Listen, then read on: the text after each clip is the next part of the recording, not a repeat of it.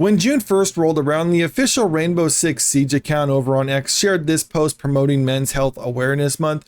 And this is seen by some activists as kind of a slight towards the gay pride agenda, because normally when June 1st rolled around, companies within the gaming industry will start changing their logo to rainbow colors and start promoting pride and other things like that. But there's been a noticeable absence in companies doing that this year, or at least significantly fewer than we've seen in years past.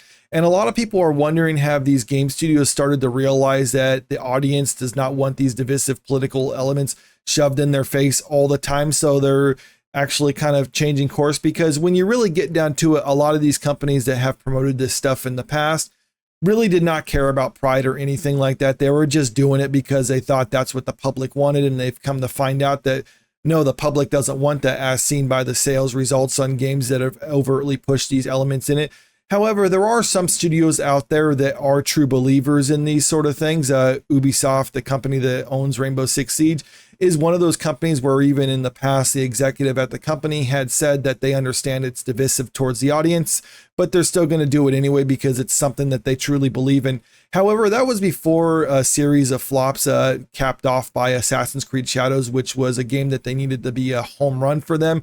And it just was kind of meh at best. So maybe it's possible that they're starting to learn their lesson and change course on that. But maybe that's not the case after all, because now we're starting to learn from some leaked internal emails that maybe they're just going to be a little bit more underneath the radar. They're still going to try to push their agenda. They're just not going to be as overt about it, so they can maybe hopefully sell some games in the future. Leaked emails suggest Ubisoft continues to support Pride behind the scenes despite Men's Health post. This is coming from that Park Place. Just days after Ubisoft drew attention for publicly recognizing June's Men's Health Awareness Month via a post from Rainbow Six Siege X account, a new leak suggests that the company may be continuing to its usual Pride Month initiative behind the scenes. On June 4th, gaming YouTuber Endymion, a content creator who has previously shared information from Ubisoft insiders, posted the following, and this is what he says right here. There's a screen grab of his X post, and then you can read it down here. Just got sent this from an Ubisoft insider. He said they're still pushing Pride Month stuff internally, and allegedly Ubisoft still hasn't shown any internal help or posts about Men's Health Awareness Month. If true, this sucks, but do with this what you will. So was the Rainbow Six Siege post the extent of their support? I mean, allegedly, according to this information, that's the case. Now, there's going to be some people out there who say, like, well, I don't care what they do internally, just so long as they're not shoving it in my face in their games, then I'm fine with that. And I can understand that sentiment. And for the most part, I can agree with that too. But there are some issues that I will get to more in a moment. But first, let's continue on with this. Attached to the post was a screenshot of what appears to be an internal Ubisoft communication referencing Pride Month, though the document authenticity has not been independently verified, and that is where a lot of this is coming from. So you can treat it as a rumor if you want. I'm just reporting on what they're saying right now. They're allegedly, like I said, in the past, the Ubisoft executives have said that they're true believers in this sort of thing, and they want to continue pushing it, even if it is detrimental to their bottom line. Maybe their shareholders pushing back on them have gotten them to realize, like, okay, maybe we can't necessarily push this as overtly as we have in the past, but maybe we can try to keep it underneath the radar, if not for our shareholders, but also for the public too. The document celebrates the achievements of the Pride community and confirms that Ubi Proud, Ubisoft's employee resource group, is still going strong and placing a specific focus on individuals who identify with a gender that differs from their birth for 2025. It urges employees to respect and share pronouns, join Ubi Proud, and read materials such as guides on how to be an ally. Now, just kind of the whole jumping off that point where they're talking about sharing using pronouns and other things like that. If you go back to the official Rainbow Six Siege account, you can notice here they still use pronouns within it. Now, this is obviously kind of a silly thing for an account for a game like this to use pronouns. I mean, I notice they say they, them. Well, that actually seems appropriate because there's many people that's involved with this, but they don't really need to do that just to refer to themselves as they, them. When you put pronouns like this in it, it's seen as an overt political virtue signaling right here. I mean, if they really were kind of turning over a new leaf, I would think that they would remove that, but they won't do that because they don't want to change. This is what they believe in. The internal messaging also states that allyship isn't a passive label, it's an active commitment, and suggests adding pronouns to Microsoft Teams profiles and visiting Ubisoft Ally Effects site to affirm support.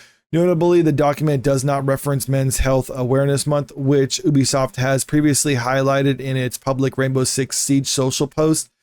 The internal messaging stands in contrast to Ubisoft's public-facing accounts, which have not posted any traditional Pride content so far this June.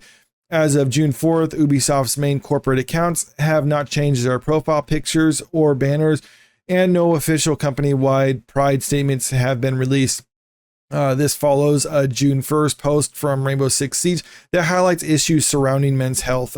So that's the post that I opened up with right here. Now, a lot of people are wondering, like I said, is this really that big of a deal if they're doing this sort of thing? But because if they're not pushing it in the games, then what's the harm for the bottom line? Well, I've said in the past that the reason why a lot of this stuff in games is usually bad is it's just kind of a red flag, because having like gay characters or something like that in a game, that in it by itself is not a deal breaker. There's games in the past that I've liked that have had non-straight characters. Even The Last of Us, the first game, I really love that one, and that had gay characters in it. Like, I didn't care because the story was fine. But I've said, though, when it comes to having this stuff, when they're shoving it front and center, it's usually an indicator that that's what they're doing behind the scenes at the company. And when they're doing that behind the scenes at the company, it's an indicator that they're not necessarily hiring the best people for the job. They're hiring the best people who check the right boxes. And according to this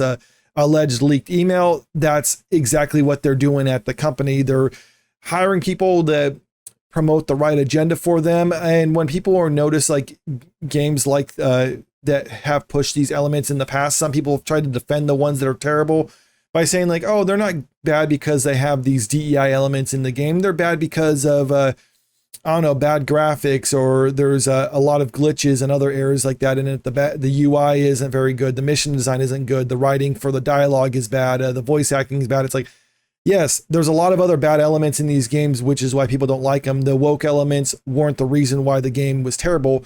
But you have to understand the reason why a lot of those other elements were terrible is because this company cares about those agendas above everything else. And that includes hiring the most competent people for the job at the company. So if they're doing this at the company, but trying to make it a little bit more discreet, then that just means you're not going to have these overt red flags in the game. But when the game comes out and people play it, they might be like, okay, this is terrible. I don't like this at all.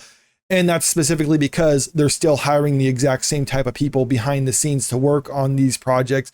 So when they're making it a little bit more discreet, that's really all they're doing, is just kind of going underground. But I think in today's age, there's going to be a lot more people pointing this sort of stuff out, because I think at this point it's known that companies are trying to push this stuff, but be a little bit more discreet because they understand that it's not really good for their bottom line when they're pushing these sort of elements as overtly as they've done in the past. Like a couple of years ago, or this was from last year, where we heard that Microsoft laid off a DEI team at their company. And it wasn't necessarily that they're laying them off because they're dropping in it, because that's what it came across as at the time. But what it was is like, they were saying like, no, this is just redundant because we don't need to have a dedicated DEI department, because pretty much every department has their DEI elements to it. So they don't need to have a dedicated role for that one. So it's not as if they were doing this to try to like change course or anything like that. And even more recently with federal guidelines clamping down on companies that are pushing DEI agendas, which is actually illegal depending on how they practice it. Because if you discriminated against white men especially, well, then that's against the Civil Rights Act. So you can't do that. So some companies are trying to rebrand and like conceal the fact that this is what they're doing. And what we're seeing right now when it comes to Ubisoft with posts like this, it seems like it's just the games industry version of it. So a lot of these companies, even though they haven't changed their profiles to rainbow colors and other things like that, that doesn't necessarily mean that they're turning over a new leaf or anything like that. Obviously, that's a good sign for people who want this kind of stuff out of the gaming industry. But there's still a long road ahead of them before that happens. But right now, the fact that they're actually trying to conceal it even to the public, even if it's just a little bit, goes to show that they're on the retreat. But let me know what you think about this in the comment section below. And also, if you haven't already, make sure you click that subscribe button if you want to stay up to date with the latest entertainment news. And don't forget to click that like button and share this video out there because it really helps out with the channel. Thank you.